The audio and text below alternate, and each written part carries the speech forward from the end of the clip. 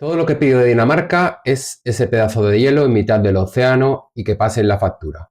Estas palabras, pronunciadas por Donald Trump en el foro de Davos, días después de amenazar con una invasión de Groenlandia y subir los aranceles a los países de la Unión Europea para intentar que se opusieran a los planes expansionistas de Estados Unidos, dichas palabras, esta frase resonó en la cumbre citada. No hay respuesta de la OTAN. El presidente de Francia, Emmanuel Macron, llama a la resistencia y lo hace pues invocando el despliegue de tropas de la Alianza Atlántica en el territorio para defender los intereses europeos. Pero es una retórica vacía. Mark Carney, por su parte, el jefe de gobierno de Canadá, a lo que llama es a una alianza entre países intermedios, es decir, del norte global, enriquecidos y aliados de los Estados Unidos, entre todos ellos, se junten para tejer pactos de contención. La cuestión es contención para qué o hacia qué. Y de esta manera, pues se responde a las declaraciones repetidas que ha realizado Trump sobre su vecino del norte, país al que ha amenazado con invadir para agregar la estrella 51 a la bandera de las 13 franjas. Por su parte, la primera ministra danesa Mette Frederiksen augura el final de la OTAN si finalmente se aplica la doctrina Monroe y se invade Dinamarca. Mientras, China y Rusia sigilosamente actúan. Y, a la par de todos estos hechos, sigue el genocidio y los planes expansionistas de la entidad sionista de Israel, continúa la guerra en Ucrania y se inician o se retoman, mejor dicho, algunos pactos o presuntos pactos, además de conversaciones para tratar de llegar al fin de la guerra. Todas estas cuestiones en este desorden global que solemos analizar cada semana las vamos a tratar hoy en el camarote del transatlántico.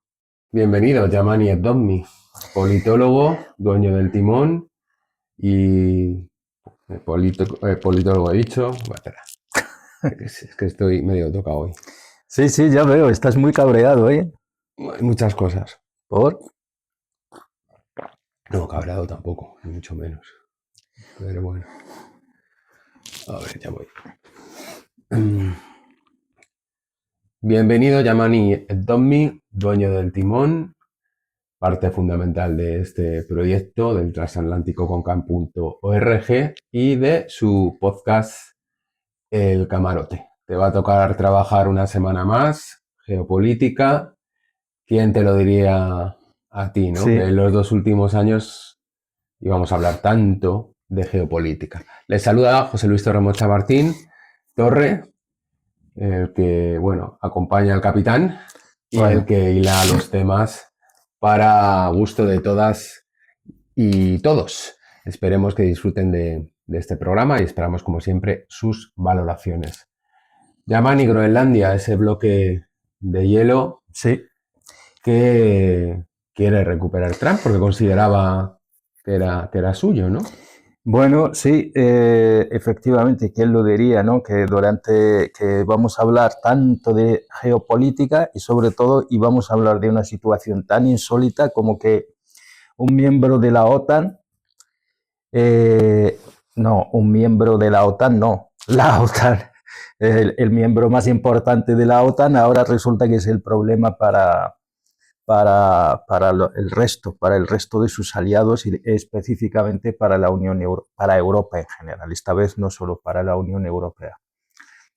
Permítame que citar a un presidente precisamente de Estados Unidos, Kennedy, allá creo que en el 61 dijo una cosa muy interesante, que quien cabalga al lomo de un tigre acaba dentro del tigre. Y eso es lo que le está sucediendo actualmente a Europa, Dinamarca y Groenlandia. ¿Podemos hablar de una anexión a las Bravas, Yamani, o va a haber un acuerdo, si se puede llamar acuerdo, a firmar algo cuando te están poniendo una pistola en la cabeza, poco más o menos? Yo creo que acabaremos viendo un supuesto acuerdo. Creo el hecho de que Trump ha rebajado el tono en Davos, eso quiere decir que efectivamente hay movimientos en el sentido de llegar a algún tipo de acuerdo que beneficie enormemente a Estados Unidos. Según he leído, las posibles soluciones pasan porque Groenlandia ceda espacios concretos a Estados Unidos donde pueda tener el dominio absoluto. Quiero señalar que el tema de Groenlandia, Trump, cuando señaló a la isla, dijo que era importante para su seguridad nacional, y enseguida salieron analistas a decir que era por las tierras raras, y etcétera, etcétera. Personalmente, no creo que sea solo por eso, por las tierras raras, sino que es dentro de la estrategia defensiva y ofensiva de Estados Unidos, en lo que se vino a llamar la Golden Dome, es la cúpula de oro que pretende construir Estados Unidos, Trump precisamente, elevando el presupuesto militar hasta $1,5 billones. Creo que es lo que pretende Estados Unidos, es utilizarla como avanzadilla para, digamos, misiles contra posibles ataques estratégicos balísticos de China y Rusia. Yo creo que las cosas van por ahí, no tanto por la riqueza de la propia isla, porque eso Estados Unidos puede tener acceso a ellos sin armar todo eso. Bueno, que también, ¿no?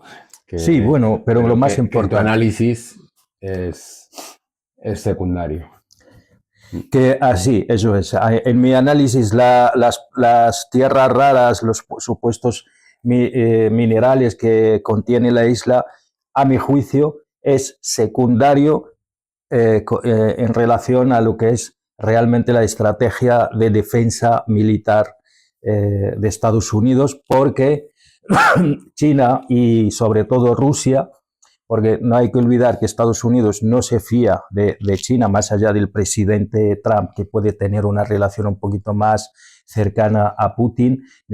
No podemos obviar que China y Estados Unidos hasta hace un año, estaban enfrentadas, y no podemos olvidar que Ucrania, con apoyo estratégico de inteligencia y de tecnología estadounidense, atacó una residencia del propio Putin, lo que hizo que Putin movilizara por primera vez, si no, yo creo que es la primera vez que utilizó los misiles Orishnik. Ya los había utilizado en otra ocasión. Pero yo creo que guerra psicológica. Exacto, decir... pero fue una respuesta muy dirigida a Estados Unidos de si me atacas con esto, y además no llevaban ojivas explosivas esta vez. O sea, simplemente era una forma de guerra psicológica. Si tú me atacas aquí, yo puedo utilizar esto. Tampoco hay que olvidar que Rusia todavía no ha utilizado los misiles todavía muchísimo más avanzados, que creo que se llaman Burevestnik, que tienen motores nucleares y pueden llegar, y tienen alcance ilimitado.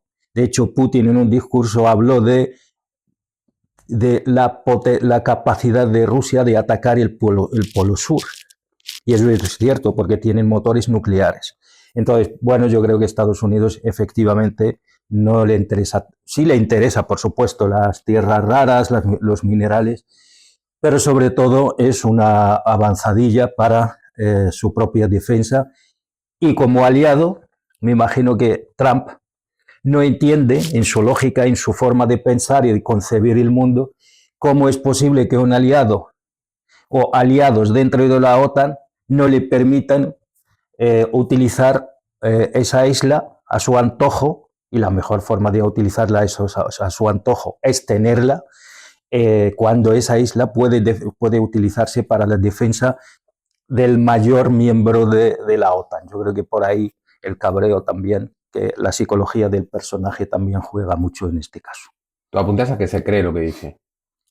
Yo creo que sí. Pues Trump... Incluso decir de que Groenlandia se la entregaron a Dinamarca de manera equivocada tras la Segunda Guerra Mundial. ¿Crees que realmente lo piensa o es relato? Bueno, habrá que entrar en la cabeza de Trump y ver qué es lo que pasa, qué es lo que piensa realmente. Pero yo creo que él, cuando dice que necesito esta isla, está hablando en serio. Lo que pasa es que el resto, cómo lo hace, puede ser que es un relato. Nos han quitado esto, pues exactamente como lo ha hecho con Venezuela. Al final, él quería tener el petróleo venezolano. El resto, pues todo el discurso, pues es un relato que tú, como experto en medios de comunicación y medios de comunicación, sabrás mejor describir en este caso cómo es el relato, cómo se construyen los relatos y los marcos para justificar un hecho. Pero yo creo que efectivamente que la hayan entregado a Dinamarca de forma errónea, pues creo que es un relato, pero que viene que está al servicio de un hecho que Trump sí lo cree, que es: yo necesito esto por mi propia defensa, porque si yo me debilito, si me atacan a mí, vosotros por vuestra cuenta no sois capaces de defenderos. Entonces no entiendo por qué a mí, que soy el único que es capaz de defender Occidente, no me dejáis tener a disposición todo lo que quiero, porque si el día de mañana nos atacan, vosotros... permítame que utilice esto. Yo soy el Doberman, vosotros sois los chihuahuas. No entiendo por qué los chihuahuas no me permiten a mí tener todo lo que es el corral a mi servicio, porque soy el único capaz de defender el propio corral. Bueno, pero ante estas afirmaciones que ha hecho Donald Trump, está la respuesta de Macron y otros dirigentes europeos de los motores de la Unión Europea, Francia y Alemania, que han mandado tropas, luego las han retirado y han planteado que la OTAN lo puede resolver, ese problema de seguridad, que por otra parte Rusia, si es el enemigo a batir en la zona, no ha mostrado ninguna intención ni de atacar a Dinamarca ni de atacar a Groenlandia. Entonces, ¿por qué si se trata de una defensa de un territorio europeo? Primero, ¿por qué tiene que intervenir Estados Unidos?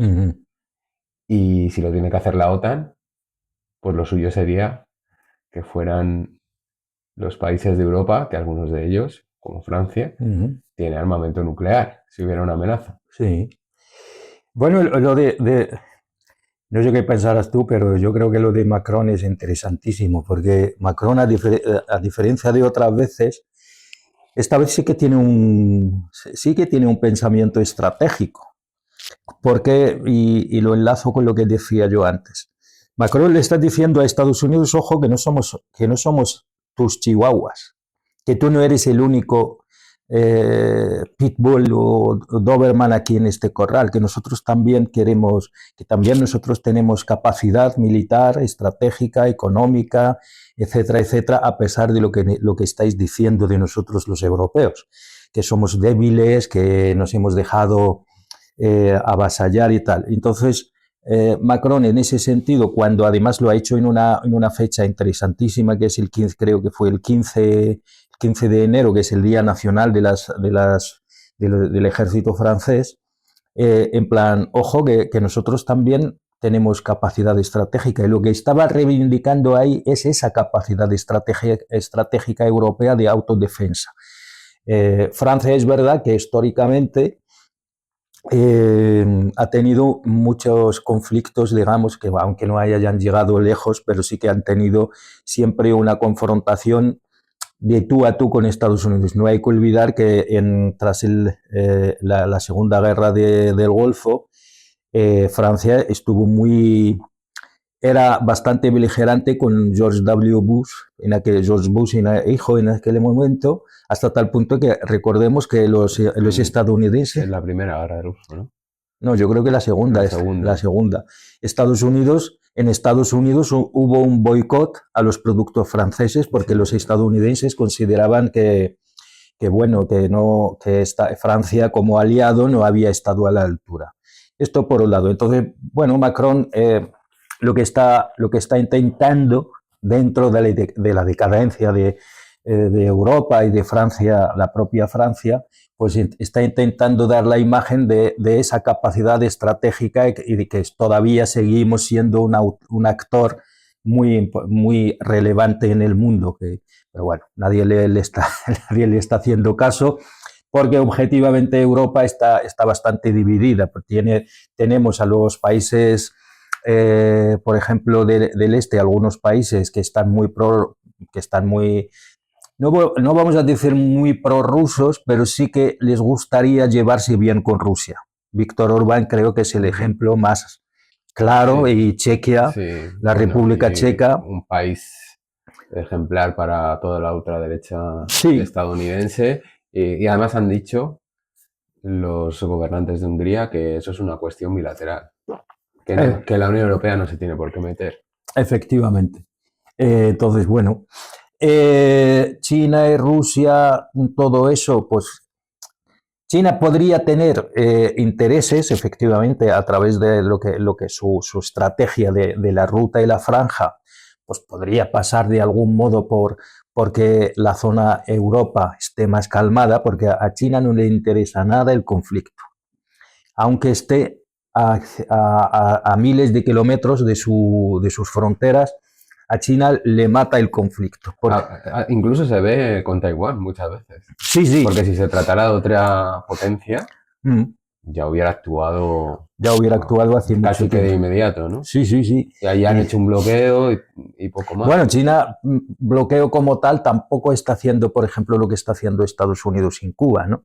Un bloqueo férreo sobre una isla, y además Estados Unidos tiene una isla que es Cuba, China tiene una isla que es Taiwán, pero es que además. Que sí, pero que además históricamente forma parte de China. Se podría, tendría más lógica y más razones, si se le puede denominar de algún modo. Pero bueno, China tiene una estrategia global, lo que se ha venido a llamar de los 4 principios confucianos, de la no injerencia, del respeto al sistema político cualquier fuera, me da igual cómo sea el sistema, yo China no entro ahí. Acuerdos bilaterales funcionales y beneficiosos para todas las partes, y el respeto a la soberanía, ¿no? Y China funciona así. Yo no ataco a nadie porque mis intereses están mucho más en comerciar, en hacer negocio, y por lo tanto a mí me interesa un mundo calmado, tranquilo, un mundo pacífico, porque yo necesito ir sumando países, creo que ahora mismo tiene 130, pero le interesa seguir sumando países a su estrategia de lo que es la ruta y la franja, la ruta de la seda, tanto terrestre como marítima, y los países que rodean, o la periferia está de los países que rodean esas rutas, y tenerlas bien y hacer negocio.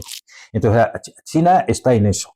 Y tiene un presidente que le va muy bien, que es Xi Jinping, por más que nos guste o nos disguste. Es el señor de la paciencia, es la paciencia encarnada, es Xi Jinping. Tiene una visión estratégica y ahí está, con su estrategia. Rusia, yo creo que lo más importante para los rusos es su seguridad. Merz dijo una cosa muy interesante, ya podría haberlo hecho antes y podría llevarla a cabo de verdad en la práctica. Creo que justo al final del año pasado, hace más o menos ya un mes, dijo: esencialmente Rusia es Europa, son europeos. Europa tiene que hablar, es decir, que por fin, en algún momento de lucidez, reconoce que Rusia es europea y por lo tanto hay que hablar con Rusia. ¿Tú crees que es por los apagones y dificultades que ha habido energéticas en Alemania? Puede ser, es que no, es que lo de Alemania jamás lo entenderé. Yo nunca entenderé lo de Alemania, de verdad. Y mira que lo he intentado buscar alguna, es que el mediocre, el inepto de Schulz, perdona que hable así, el ex canciller. No nos va a censurar el algoritmo, no es una palabra malsonante. Vale, inepto. pues perfecto. Pues mientras Biden estaba planeando el sabotaje a Nord Stream 2 y Schulz lo sabía y aún así sigue del lado de Biden en su guerra contra Rusia. O sea, y cuando los estadounidenses, llevan a cabo el sabotaje y destrozan completamente, con el objetivo clarísimamente de destrozar la economía europea, especialmente la alemana, lo llevan a cabo. Todo el mundo sabía que era Estados Unidos. Fueron ellos quienes salieron, y el propio Schulz quien salió a decir que eran que eran, creo que dijo algo así como que los propios alemanes salieron a defender a los estadounidenses de un sabotaje que les afectaba a ellos, pero de una forma enorme. Además, tú tienes el gas barato, tienes energía barata que se adecua a tu industria porque es una industria obsoleta, la alemana, porque se basa, por ejemplo, la automovilística se basa todavía en motores de combustión interna, cuando ya eso ya es la arqueología de la industria automovilística. Pero bueno, tienes una energía que se adapta a eso. Y tú vas y lo dejas para ir a comprarle el gas licuado a Estados Unidos, muchísimo más caro, y encima vas a depender de eso, de Estados Unidos, que sabes que lo único que quiere es lo que decíamos antes, ¿no? Que al final acabará siendo comida. Alimentas a un monstruo, cuando ese monstruo no tiene para comer, te acabará comiendo a ti. Eso es lo que ha hecho Alemania. Es que yo no lo entiendo. Pasamos a hablar de la OTAN otra vez. Dinamarca ha dicho que es el fin de la OTAN si hay un ataque de Estados Unidos. Macron, antes de la guerra en Ucrania, años antes, habló de que la OTAN estaba en una situación de muerte cerebral. Pero eso lo dijo antes de la cumbre de Madrid. Muchísimo antes. Muchísimo antes, cuando pues, no se encontraba sentido a la asistencia, cuando se lo ha encontrado, ¿no? A la asistencia de esta alianza con la administración anterior, sí, con Biden. ¿En qué momento se encuentra la OTAN? ¿Cómo se va a resignificar cuando sus propios aliados, o sea, sus propios integrantes, mejor dicho, la cuestionan, incluso cuando uno de ellos puede ser atacado por otro miembro de la OTAN? Recordemos, Yamani, todos los enfrentamientos que ha habido con Turquía, cuando se le consideraba díscolo por cosas como comprar armamento ruso. Eso era un gran problema. Sí, cosa que acabó Estados Unidos negándole ciertos armamentos a Turquía, que lo que hizo Turquía es desarrollar su propio armamento. O sea, eso es otra historia. O también cuando Turquía se negaba que entrara en la OTAN Suecia. Sí, vale, pues mira, la OTAN tuvo un momento tenía su razón de ser, que era contra el bloque del este liderado por la Unión Soviética. En aquel momento sí tenía sentido y hay que decir, no sé si en su defensa es el caso que hay que decirlo, que fue Gorbachev quien disolvió la Alianza de Varsovia, que era el Pacto de Varsovia. El pacto, eso es. Y fue discretamente, Gorbachev, ya muy debilitada la Unión Soviética y muy debilitado a él mismo como líder de la Unión Soviética, fue él quien aceptó, y además de buen grado, la reunificación de Alemania. Porque si la Unión Soviética hubiese dicho que no, Alemania no se reunifica. Pero como ya estaba ahí y como estaba tan débil la Unión Soviética, por aquel entonces surgía, claro, la figura de Boris Yeltsin. El mundo ya se ha olvidado de ese personaje, ¿no? Y Boris Yeltsin, estando al lado de Gorbachev, dijo, sí, a nosotros nos interesa la reunificación de Alemania. Fueron los dos hombres más fuertes de lo que era la federación, o sea, la Unión Soviética, la URSS, decidieron que sí, que daban luz verde a la reunificación. Y fíjate la promesa la que era. Boris Yeltsin en aquel momento, como ya la Unión Soviética, cuando la Unión Soviética ya se vino abajo, tuvo por parte de Alemania la promesa de, si nos reunificamos, Rusia entrará en la alianza. O sea, y al final Alemania fue la primera en saltarse el pacto con Boris Yeltsin. Cuando llegó Putin al poder, lo primero que hizo fue recordarles a Occidente su promesa. Oye, que yo quiero entrar en la OTAN. Y yo quiero ser occidental, que hemos disuelto la Unión Soviética con la promesa de, oye, que vamos a ser parte de todo esto Occidente. Y no le dejaron, porque nadie se fiaba de los rusos. ¿Qué hicieron los rusos? Poco a poco han ido entendiendo que, bueno, que está claro que los occidentales, europeos y estadounidenses, nunca nos van a considerar parte de Occidente y siempre van a seguir pensando que seguimos siendo ese oso, esa cosa peligrosa para su estabilidad. Entonces, a la primera nos van a destrozar. Creo que todo el mundo nos acordamos de 2014, a partir de 2014, ¿no? Bueno, y hay un hecho muy importante, que es cuando intervinieron en Yugoslavia.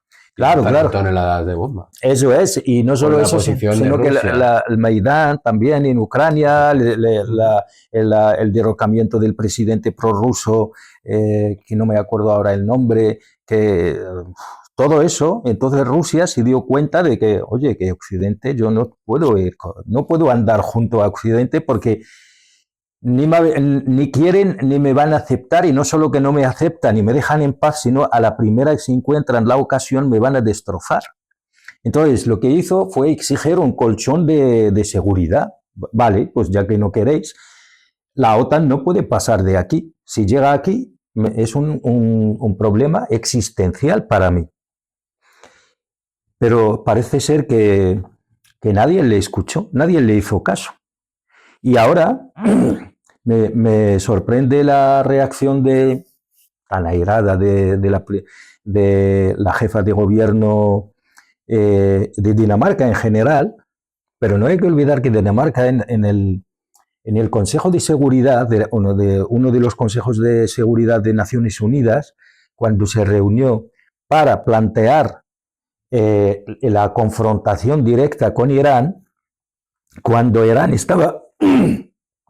había sido bombardeado, los daneses, a través de su embajadora en la ONU, además eso hay gente que lo vio, que estaba presente, dije que la más beligerante contra Irán era la embajada de Dinamarca, diciéndole, además señalándole, cuidado con lo que haces porque tienes que actuar con moderación, a un país que acababa de ser bombardeado. Pues ahora estaban haciendo el trabajo sucio, claro, a Estados Unidos, porque según Alemania. Claro que sí, eso es. Entonces, pues ahora Dinamarca pues tampoco se puede sentir tan ofendida, ahora le toca a ellos. La OTAN, bueno, pues es que la OTAN es Estados Unidos. No les estaba atacando la OTAN. Claro, pero es que la OTAN es Estados Unidos, Torre. objetivamente la OTAN es Estados Unidos. Si Estados Unidos... yo me... ¿qué Bueno, pero la Unión Europea tiene también su mecanismo de defensa para incluso defenderse militarmente si uno de sus países... Sí, tiene un mecanismo que se me ha ido el nombre ahora, sí, que es como... No sé por qué se te habrá ido el Sí. nombre, ¿no? Yo creo que no, muy importante o muy mencionado no es Sí. cuando la mayoría de sus países están dentro de la OTAN. Sí, sí, pero la Unión como tal tienen un mecanismo que pueden activar cuando hay una amenaza externa a un miembro, más allá de la OTAN. Pero es que claro que Estados Unidos es el fundador número 1 o número 7. La Unión Europea la crean 6 miembros iniciales. Estados Unidos era el séptimo, o sea que sin Estados Unidos y sin el plan Marshall y sin la presión de Estados Unidos de que dejad de pelearos entre vosotros porque el problema lo tenemos ahí al lado y además Occidente necesitamos seguir siendo el motor económico de este mundo y para eso necesitamos que estéis tranquilos, porque vosotros solos cada 2 por 3 estáis en guerra. La Primera, la Segunda Guerra Mundial. Entonces, bueno, que ahora de repente los europeos descubren aquello que ellos habían hecho, que es Estados Unidos convertida en un Estado imperialista, que no siempre lo ha sido, por cierto. Lo que pasa es que siempre lo ha utilizado contra otros. Ahora, de repente... Es que estos países europeos se encontraban muy cómodos en ese ecosistema. Bueno, sí, porque Estados Unidos ser el vasallo del matón. Y formar parte de alguna manera de ese orden internacional y verse beneficiadas sus élites. Sí, sí, Estados Unidos pues es eso, es el matón y los europeos estaban muy cómodos bajo la protección del matón, del único matón durante los últimos 30 años, el único matón que había. Entonces estaban felices, claro que sí, estaban felices. ¿Qué pasa? Que de repente salen otros matones y el matón principal pues ya dice, pues yo qué sé, de repente los europeos descubren que Estados Unidos es un país imperialista, que es un país extractivista y ay Dios, de repente lo descubren. ¿Qué pasa? Que Estados Unidos es un país que puede desestabilizarse si quiere. Ahí está el ejemplo de Irak, Siria, Libia, América Latina, históricamente lo que ha hecho en América Latina. La CIA no ha hecho más que desestabilizar países, secuestrar presidentes. No es ahora, lo del Maduro no es la primera vez. No, claro. Entonces, pero por aquel entonces, pues durante todo ese tiempo, ellos pensaban que Estados Unidos siempre va a ser el matón que les protege y se han dejado llevar, por decirlo de algún modo, por la emoción. Y ahora de repente pues ya no son ese matón que te protegía, no solo te protegía, no solo ya te está diciendo, ojo, que a lo mejor ya no te protejo, sino que, ojo, que no solo que no te protejo, sino que además te voy a explotar a ti. Sí, podríamos utilizar la expresión de son lentejas, como se dice. Efectivamente. Aquí. Es lo que hay, también otra expresión muy de este lado, muy española. Y hablando ya un poco de Davos, del foro de Davos, hemos podido ver la intervención de Mark Carney, jefe de gobierno de Canadá, que aboga por una curiosa iniciativa de crear una especie de países no alineados a los no alineados, sí, y no alineados a los Estados Unidos. ¿Cómo se come esto? Me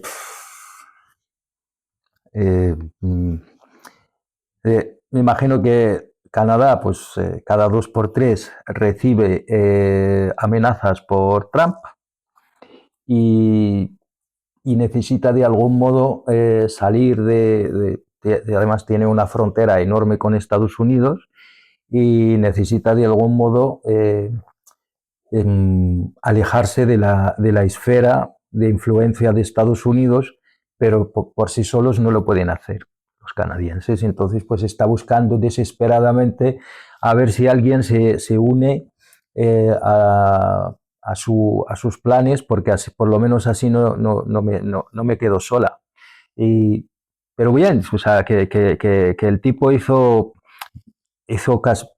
yo diría que es el único tío dentro de ese foro de Davos donde van los ricos a decir que merecemos ser ricos, es el único que ha hecho un discurso un poquito más razonable, por decir, no racional, no sé si es racional, pero sí es razonable, porque sí que hablo de la necesidad de el respeto bueno, no sé si lo dijo así, pero el respeto a la soberanía de otros países, la colaboración con... Básicamente, se podría decir que está en la esfera de lo que dijo Xi Jinping en la cumbre del ASEAN, cuando dijo aquello de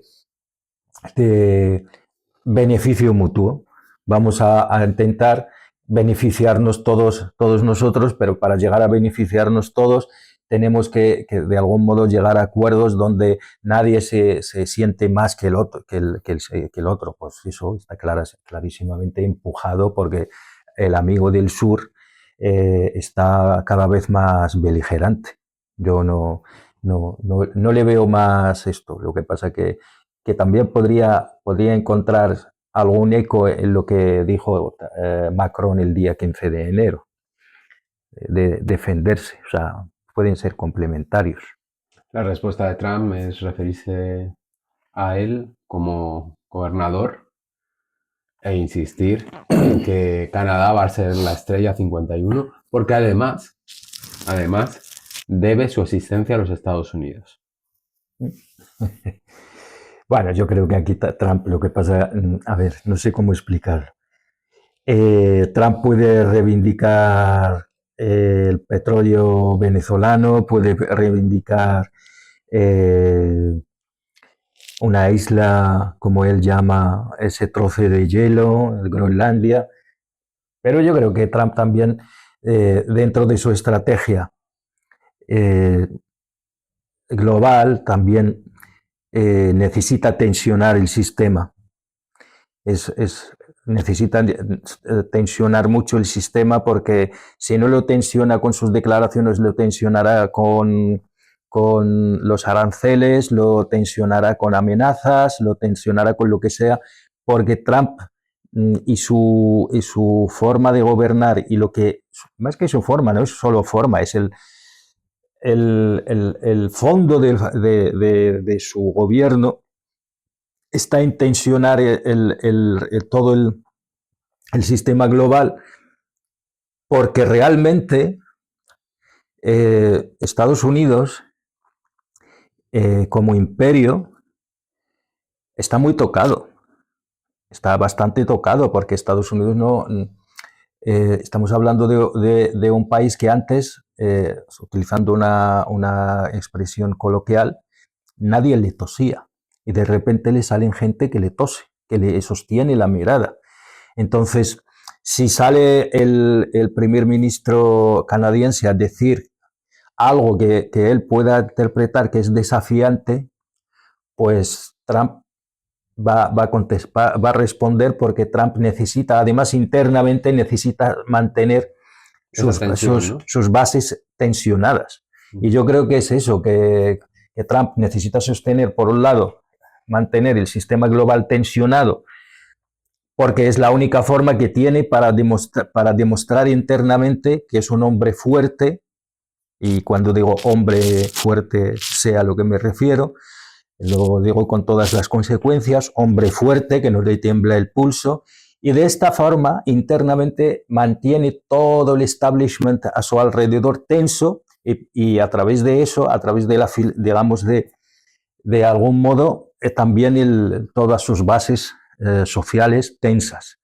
Y por eso, si nos fijamos, no utiliza esta manera de actuar solo a nivel global, sino también internamente, porque mandar la Guardia Nacional a ciudades gobernadas por los demócratas, eso es una forma de tensionar a los tuyos también. Entonces yo creo que entra dentro de esa estrategia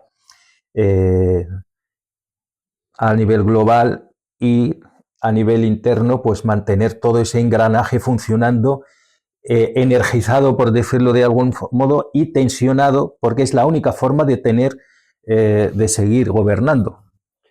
Y en estos ríos y en estos mares de esta parte del mundo, de Europa, Yamani, podemos leer Existe en... Europa. Sí existe, ¿no? Existe como continente. Pues entonces existe, Sí, sí. ¿no? O lo niegas. No lo ¿O te niego. gusta más, Era un o te chascarrillo. gusta más Eurasia? Era un chascarrillo. Pues en esta parte del mundo, para que entren todos los conceptos, se puede leer, se puede ver, se puede escuchar en los medios generalistas que leemos y consultamos todos y todas, que la Unión Europea ha frenado a Trump con la amenaza que ha hecho de los aranceles. La amenaza de los aranceles la hace Sí. la Unión Europea. En esta ocasión no Trump a la Unión Europea, según la narrativa que se trata de imponer. ¿Lo compartes? No, tajantemente. Además, pues ya lo han hecho otra vez. Primera pregunta, ¿han frenado a Trump? No le han frenado a Trump. Trump no lo han frenado los aranceles, o sea, las amenazas de la Unión Europea, ni siquiera de Europa como tal.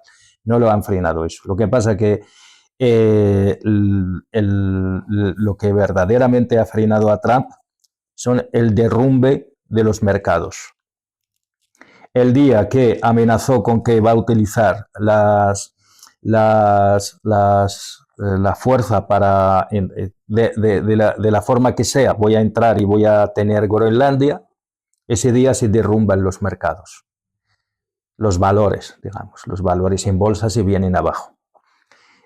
Y alguien mucho más, digo, Trump parece que no, pero seguro que está rodeado de gente que piensa, igual que, por ejemplo, en Irán le dijeron, cuidado, no es el momento de la intervención, se echó atrás, aquí también. Le han dicho, señor presidente, si atacas Groenlandia, los mercados se derrumban. Y Estados Unidos tiene un problema. Estados Unidos,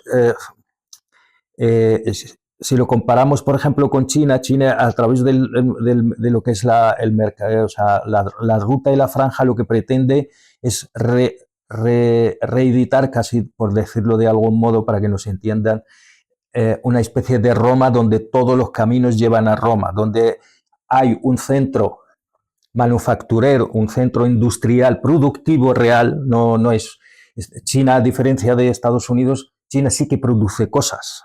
O sea, es una potencia industrial, tecnológica, un mercado cautivo y tal, y produce cosas. Y entonces, China pretende amarrar sus clientelas, por decirlo de algún modo, a través de una producción real, mientras que Estados Unidos, su economía se basa al 80% en servicios, pero lo más importante se basa en el dólar, en el sistema financiero.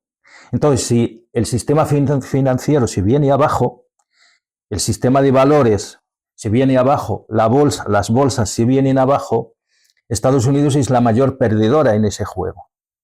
Ya sé que nosotros no somos economistas, pero no hace falta serlo para entender que si Estados Unidos, si hay una especie de crack a la del 29, el mayor damnificado va a ser Estados Unidos, porque es el mayor beneficiario del sistema financiero, y sobre todo porque la moneda de ese sistema es la suya. Ya sé que son dos cosas diferentes.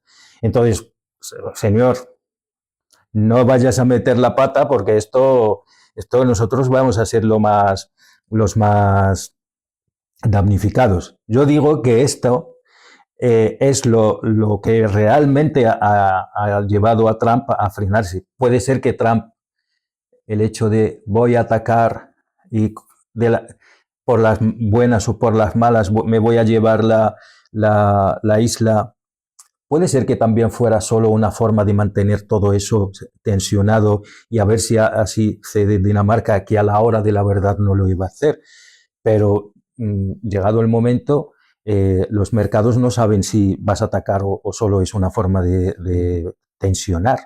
Entonces, si atacas, Dinamarca será un país débil, militarmente hablando, pero no va a quedarse quieto. En algún momento se defenderá. Y estamos hablando de una guerra en el corazón de Europa, mucho más mucho más que la de Yugoslavia, porque Dinamarca es miembro de la OTAN y miembro de la Unión Europea. Incluso iría en contra de su viabilidad como Estado que no hagan nada, ¿no? Si le Claro. agrede otro país. Hombre, si te agreden otro país y no haces nada, pues lógicamente ya como Estado ya estás extremadamente cuestionado. Y ojo, y no estamos tampoco... Y también los groenlandeses y las groenlandesas también tendrían que... Hombre, pues es verdad que no pueden hacer nada.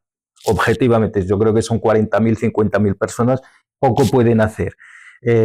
¿Cuánto tendrán adultos? 20.000, no van a hacer gran cosa. Pero ojo, que podría ser que también Europa, otros países europeos digan, bueno, parece que esta vez sí que va en serio, esto ya no hay vuelta atrás y puede ser que la presión popular o los propios, la propia élite, una parte de la élite diga al señor ese Ruth, el secretario general de la OTAN, señor. Pero ¿está muerto o por últimamente no le escucho nada? Mira, te voy a decir una cosa que el otro día escuché que el Stoltenberg, el ex secretario general de la OTAN, que ahora creo que es ministro de Finanzas de su país, Noruega, dijo algo así como que, bueno, creemos que ya va siendo tiempo de que Europa entable diálogo directo, sincero y honesto con Rusia. Después de haber alentado... Esa es la pregunta que le hicieron. hasta el infinito el conflicto. Esa es la pregunta que le hicieron. La respuesta fue la callada. Entonces, otro político, no me atrevo a decir quién, porque no lo sé, pero otro político, parece ser del gobierno actual de Noruega, que comparte ejecutivo con Stoltenberg, le dijo al señor que hizo la pregunta, pero cuando Stoltenberg era secretario de la OTAN, ¿para quién cree usted que trabajaba? Para Estados Unidos. Ruth, yo hago la misma pregunta. ¿Para quién carajo creemos que trabaja Ruth? Si es un tipo que llamó a Trump papi. Sí, pero podría hablar, ¿no? Podía hablar, sí, habla. Si hablar, habla. Lo que pasa es que si nos interesa lo que habla, eso es otra cosa. Públicamente no ha dicho mucho. Para terminar este punto del foro de Davos, pues algo que quieras agregar. ¿Para qué sirven este tipo de foros? No invitaron a la entidad sionista de Israel. Eso hay que decirlo. Tampoco es que... Bueno, la invitaron porque pensaban que a lo mejor que no hay que olvidar que hay digamos que lo cambia todo, pero... hacemos ese apunte, aparte para eso, ¿para qué sirve? Bueno, ha servido para una cosa importantísima y que no queremos que pase desapercibida. Ha servido para presentar la Junta de Paz públicamente y a nivel global por parte del yerno de Maravilloso, porque vas al siguiente punto. Eso es. Junta de Paz. O sea que eso es. Nos metemos en la Junta de Paz. Eso es. Y ha servido para que Trump certifique de algún modo la muerte cerebral de la ONU. Solo falta ya que alguien no sé si se recuperará o no, pero la ONU está en la UCI. No sé, a veces cuando estás en la UCI te puedes recuperar y salir del coma y salir bien las cosas, puede ser. Pero a día de hoy, Trump posiblemente y perdóname la analogía, yo sé que es un poco mala, pero Trump no le importaría desconectar al paciente y sustituirla por la Junta de Paz, porque ese es el objetivo principal de Trump, es acabar con la ONU, porque la ONU ya no le interesa y, a mi juicio, está surgiendo un mundo bastante curioso, interesante, y vamos a tener la gente como tú y yo que nos gusta mucho eso de la política, de la geopolítica y todo eso. Posiblemente lo pasaremos lo pasaríamos pipa. Si no fuera, podría acabar en tragedia, porque se está creando un mundo donde una parte sigue creyendo en la ONU como regulador de la política internacional y de las relaciones internacionales y ese mundo basado en reglas, mientras que hay otra parte, creo que podrían ser 60 países, liderados por Estados Unidos, que ya está yendo a crear su propia organización global que ignora por completo la ONU. O sea, que la ONU va a tener un competidor. Y lo presentaron o la presentaron como algo como una organización para la reconstrucción de Gaza, pero no va a ser solo eso. La Junta de Paz, a la que tú haces mención, da la sensación de que todavía no ha conseguido la legitimidad, que para nosotros no se la vamos a conceder nunca, pero ya sabes a lo que me refiero, sí. Digamos, para establecer una solución. De momento no lo ha conseguido. Lo que sí está haciendo Trump es mostrar sus objetivos y poco más o menos que a Palestina la tiene en su cabeza como un lugar para edificar. Sí. Y no digo edificar de manera metafórica, sino literalmente edificar, hacer edificios, hacer resorts, porque además está metido ahí Tony Blair y otros personajes que desde luego políticos no son. Ya, sí. Son empresarios. Sí. La Junta de Paz, en principio, está pensada, o al menos así nos hicieron entender, que va a ser una cosa simplemente para la reconstrucción de Gaza, convirtiéndola en una especie de Cancún, solo que a lo bestia. Todos los miembros que quieren entrar, yo creo que ha invitado exactamente a 60 y todos esos tienen que pagar 1 millón de euros, 1.000 millones de euros para garantizar su membresía, ¿no? Casualmente, la reconstrucción de Gaza, según la ONU, en su momento, dijeron que llegaría a costar 60.000 millones la reconstrucción de Gaza. Efectivamente, Trump ya lo dijo nada más llegar al poder, o sea, nos acordamos de aquella imagen hecha por... Sí, con el que era su amigo entonces. Con el Elon Musk, exactamente.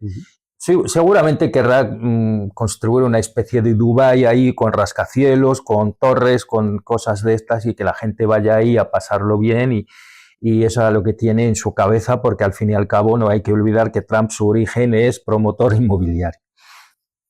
Pero yo pienso que es una desviación de la atención sobre el verdadero objetivo de la Junta de Paz. El verdadero objetivo de la Junta de Paz es acabar y darle el golpe de gracia a la ONU, porque Trump no le hace gracia a la ONU, porque la ONU es un foro donde podría llegar a bloquear decisiones que a Trump le gustaría tomar o le gustaría llevar a cabo. Considerar ilegales, ¿no? Considerar ilegales. Sí.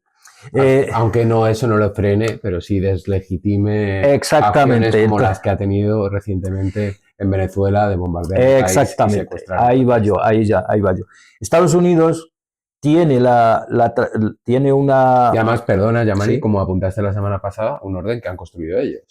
Sí, lo han construido ellos, pero junto con el resto de países occidentales, pero bueno, que efectivamente es un orden que han construido ellos porque pensaban que les iba a beneficiar y iba a legitimar su política de extractivista.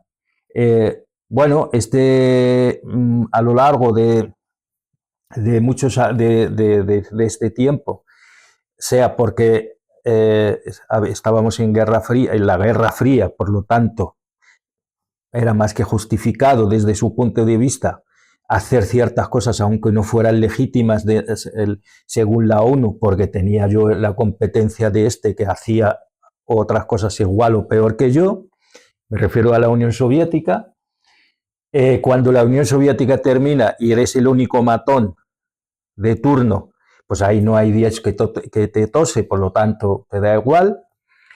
Pero cuando surgen actores que ya son, ya ni siquiera son aspirantes a tener hegemonía, aunque sea en su región, no, ya son hegemones también, potencias globales, por ejemplo China y Rusia, sobre todo China, que en términos de paridad de poder adquisitivo, China ya es la potencia mundial. Y luego también está la India, que es un país muy importante. Claro, y en términos de tecnología, por ejemplo, en las 64, si no me equivoco, tecnologías nuevas, China es líder en 57. Por ejemplo, la robótica, etcétera, etcétera, la inteligencia artificial y todo eso. Por lo tanto, Occidente y con Estados Unidos ya se ven que este sistema que ellos que habían construido pensando que les iba a beneficiar, pues de repente ya no les es beneficioso, por lo menos ya no es tanto como que ellos quisieran porque les limita mucho. Entonces, esto hace que Estados Unidos, pero bueno, Estados Unidos también pues, históricamente nunca actuó dentro de la ONU. Sus embargos, sus sanciones a otros países, sus intervenciones dentro y desestabilización de estados, nunca han sido dentro de la ONU. El embargo más emblemático es el embargo a Cuba, no está aprobado por las Naciones Unidas. No solo está aprobado, sino que está condenado por la Asamblea General todos los años. Ahí voy. Embargo actual los embargos aquellos a Irak, que por cierto acabó con la muerte de, según algunos cálculos, de 500.000 de niños, que nos acordamos aquella investigadores de la ONU que iban a averiguar no sé qué a cambio de medicamentos para poder facilitar a Irak a cambio de Irak tenía que hacer concesiones, petróleo, perdón, ahora me acuerdo, petróleo a cambio de medicamentos y comida para su propia población. La ONU dice literalmente, el derecho internacional dice que los embargos, las sanciones a otros países, en ningún caso pueden perjudicar a la población. En ningún caso. Todos los embargos que ha hecho Estados Unidos a otros países, todas las injerencias de Estados Unidos en otros países con el beneplácito de los europeos, que ahora no se vayan a quejar ahora mucho, acabaron perjudicando a la propia población. Lo que están haciendo en Irán ahora, nos guste o no el régimen iraní, está pensado para perjudicar a la población. El derrumbe de la moneda iraní, la inflación que a día de hoy creo que está casi en el 50%, está pensada no para derribar al régimen, sino para perjudicar a la población y hacer que esa población se levante contra el régimen. Y desestabilizar así al régimen. Claro que sí. Es la estrategia. Bueno, antes de volver a Irán, porque te quería preguntar también sobre Irán, que hablamos en el episodio anterior del podcast. ¿Dónde está la Unión Europea aquí en esta mesa de paz? Cuando dijo Merz que estaba haciendo el trabajo sucio, la entidad sionista de Israel. Sí. ¿Dónde están los futuros acuerdos, la Unión Europea, Francia, Alemania? Tengo entendido que Francia, Inglaterra, Alemania creo que no han aceptado la invitación de Trump a esa junta porque saben que no les favorece. Pues bueno, parece que por lo menos en eso han sido un poquito más, han tomado esa iniciativa, que amablemente han rechazado eso, pero veremos en qué acaba.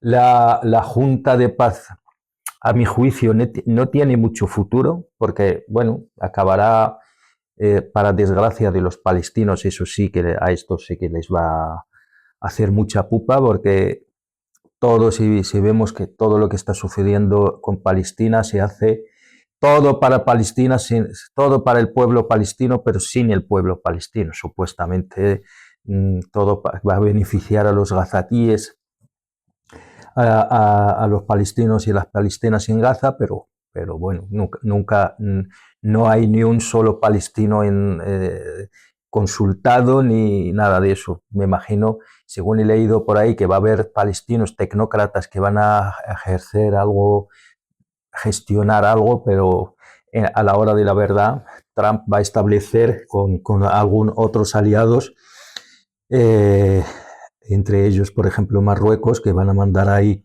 el ejército de estabilización, pero están esperando que la retirada del ejército israelí, que vemos que a pesar de lo que es el cese del genocidio, sigue matando a gente. Y con el objetivo principal es desarmar a las facciones palestinas y especialmente a Hamas y la yihad islámica. Ese es el objetivo, y luego lo que tú decías antes, convertir aquello en un resort donde seguramente eran los ricos de Davos, los mismos ricos de Davos irán ahí a demostrar y a decirle al mundo que somos ricos y además lo merecemos, y somos tan ricos y tan legitimados para serlo, hasta tal punto que podemos pisar cabezas de palestinos muertos en un genocidio y pasarlo bien aquí. Pasarlo pipa. Lo que no me queda claro, Yamani, que decías que el Reino Unido no está representado, pero ahí está Tony Blair. ¿Cómo crees que se puede leer que esté ahí Tony Blair, que es del mismo partido que el actual gobernante del Reino Unido, Starmer? ¿Qué puede decir Starmer cuando no participa de esta manera en esta mesa de paz? Pero sin embargo Tony Blair es el que habla por el Reino Unido de alguna manera. Bueno, me imagino que cuando le invitaron a estar, lo invitaron a nivel personal. O sea, yo creo que ese doble juego también, de ahí la hipocresía también occidental en todo eso. Trump no invita a Tony Blair como ex primer ministro de Gran Bretaña, de Inglaterra, lo invita como Tony Blair, como él. Starmer. Yo creo que Starmer, me atrevo a decir, mira que yo no conozco muy bien la historia o sea, no soy un gran admirador de los ingleses en el sentido de estudiar su historia, de tener más allá de aquello de King en Parliament y todo eso, no soy un gran, pero por lo poco que he visto, Starmer posiblemente es el primer menos popular de toda la historia del país. Por lo que lleva poco. Y efectivamente. Y no hay que olvidar que estamos hablando de un señor que llegó como la encarnación de una persona normal tras todo aquello de Boris Johnson, y tras todo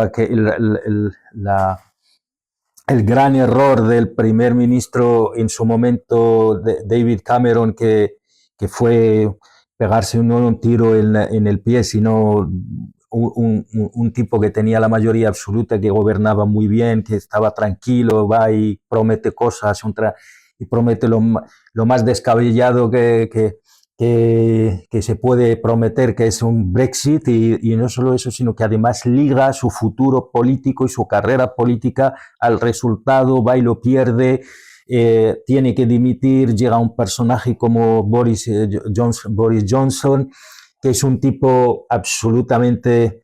es un Trump pero a lo caricaturesco, después tiene que dimitir por un escándalo, llega en su lugar una primera ministra que no dura yo creo que no llegó a 40 días o 2 meses. Sí, creo que la más breve del Reino Unido. Efectivamente, y tras esta señora llega ¿cómo era? No me acuerdo, que otro primer ministro que aparentemente también estaba acusado de alguna que otra corruptela. Su mujer, si no me lo recuerdo bien, estaba también acusada de utilizar la influencia de su marido o lo que sea, y Sunak sí, Sunak. Rishi Sunak. Rishi Sunak, efectivamente. De origen hindú. Eso es. Y luego llega este señor, llega con supuestamente con el aura del hombre normal, por fin llega una persona normal. De hecho, creo que hicimos aquí un programa sobre este señor. Lo que es bien.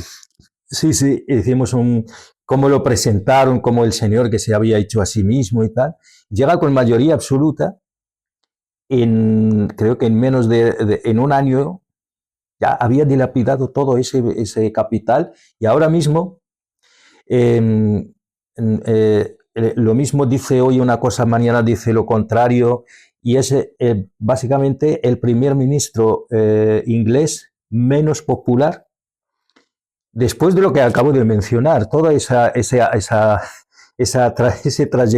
trayectoria de los últimos años, y el tipo no ha sido, yo creo que incluso a lo mejor es el primer ministro menos popular de la historia, mira que es difícil, ser después de lo que acabo de mencionar, pero aún así lo ha conseguido. Entonces, un tipo así, que diga lo que quiera, pero yo creo que además Trump, yo creo que siente cierto desprecio hacia este señor. No me extraña que lo haya hecho solo para perjudicarle.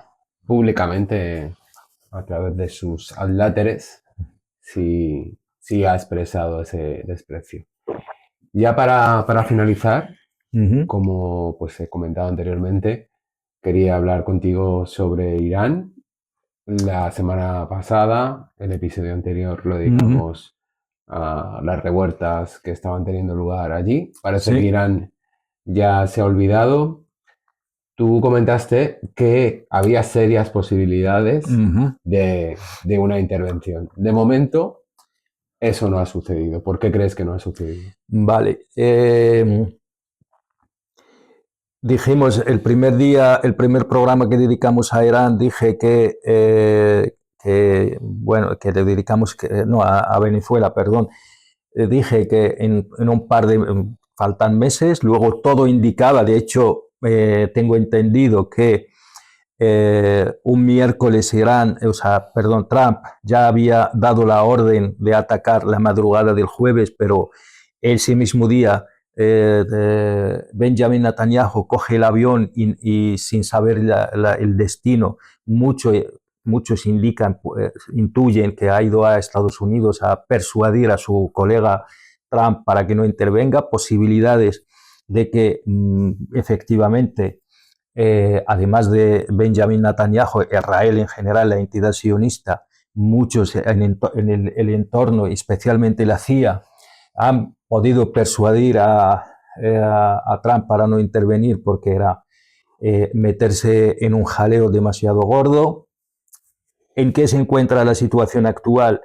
Según parece, y no lo digo yo, lo ha dicho el secretario del Tesoro de Estados Unidos, ahora mismo hay una guerra monetaria desatada están atacando la moneda iraní. El objetivo es hacer derrumbar la economía iraní y hacer que el pueblo iraní viva una situación de desesperación para así levantarse contra el propio régimen, desestabilizarlo internamente. La amenaza de Trump sigue vigente. Oye, si atacas a tu pueblo y vemos que estás matando a tu propio pueblo, te atacaremos. Israel lo está deseando, lo que pasa que quiere, la cuestión es el momentum, cuál es el momento idóneo para hacerlo. El régimen iraní ha demostrado, posiblemente con la ayuda de sus aliados Rusia y China, que es capaz de neutralizar las amenazas internas a través de la injerencia de otras, del Mossad y la CIA, ha podido bloquear el Starlink, ha podido identificar los dispositivos de Starlink y neutralizarlos.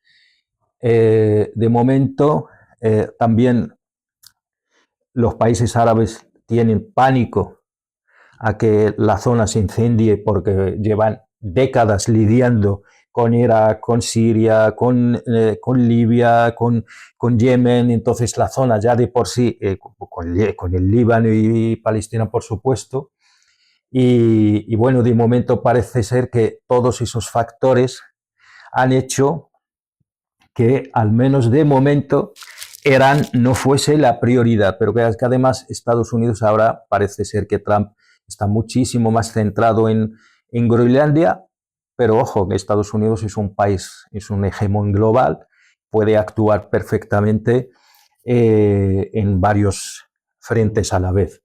A mi juicio, según tengo entendido, creo que el portaaviones Abraham Lincoln, que estaba en el Indo-Pacífico, se ha movilizado hacia la zona. Según he leído por ahí que podía llegar a finales de este mes, yo creo que esta es la fecha clave. A mi juicio, esta es la fecha clave porque Estados Unidos, efectivamente, a pesar de sus muchas bases en la región, no tenía efectivos suficientes. La más grande es la base del Udeid en Qatar, solo tiene 10.000 soldados, porque bueno, me imagino que no todos son soldados, también son civiles que trabajan subcontratados con el ejército. La mayor base militar de Estados Unidos en la región es la entidad sionista, es el ejército sionista, y lo más importante es que la entidad sionista quiere terminar de una vez por todas con Irán y pacificar, según sus intereses, por supuesto, la zona, pacificar entre muchas, ¿vale? Pacificar a su antojo. Sí, pacificar y a su manera. A su manera y debilitar. Pacificar para Israel significa debilitar toda la zona y ser ella la única potencia militar en la zona. Bueno, yo creo que he hecho un resumen más o menos de cómo veo yo en qué punto, o tal como yo lo veo, la zona, la situación de Irán. Sigo manteniendo que va a haber problemas serios en la región porque Israel va a querer derribar definitivamente a Irán. Hoy, por casualidad, no sé si darle mucha credibilidad a la noticia, he leído por ahí, no sé dónde, que algunos expertos consideran que Irán ya tiene lo suficiente uranio enriquecido como para fabricar ya 15 bombas, 15 cabezas nucleares. Yo sinceramente no le doy nada, cero credibilidad, porque todo se hablaba hace nada, se hablaba de que Irán había podido enriquecer uranio al 60%, pero eso sí que parece ser que sí que tenía cierta veracidad, pero de ahí a que Irán pueda ya fabricar cabezas nucleares porque ya tiene uranio suficiente como para hacerlo, yo eso lo cojo vamos, no me lo creo. Pero si el día de mañana descubrimos que sí, tampoco me sorprendería mucho. O sea, puede ser que con la ayuda de Rusia o con algún agente extranjero, Pakistán, por ejemplo, que haya conseguido uranio enriquecido, no propio, sino que lo haya conseguido fuera. Pero eso es especular mucho. Pues seguiremos informando, seguiremos analizando aquí en el camarote del transatlántico. Yamani, ¿algo más que quieras agregar para que echemos el cierre definitivo, levantemos el ancla y sigamos navegando? Nada, seguir insistiendo en lo que ha dicho en su momento Kennedy. Si cabalgas a lomos de un tigre, lo más probable es que acabará estando en el vientre del tigre. Y es lo que le está sucediendo a Europa. Pues lo dicho, seguiremos informando, analizando. Les invitamos a que entren en nuestra página web transatlánticoconk.org para seguirnos y comentar con todos nosotros y todas nosotras este desorden global y este mundo en el que vivimos y navegamos. Que pasen una feliz semana. Hasta la próxima.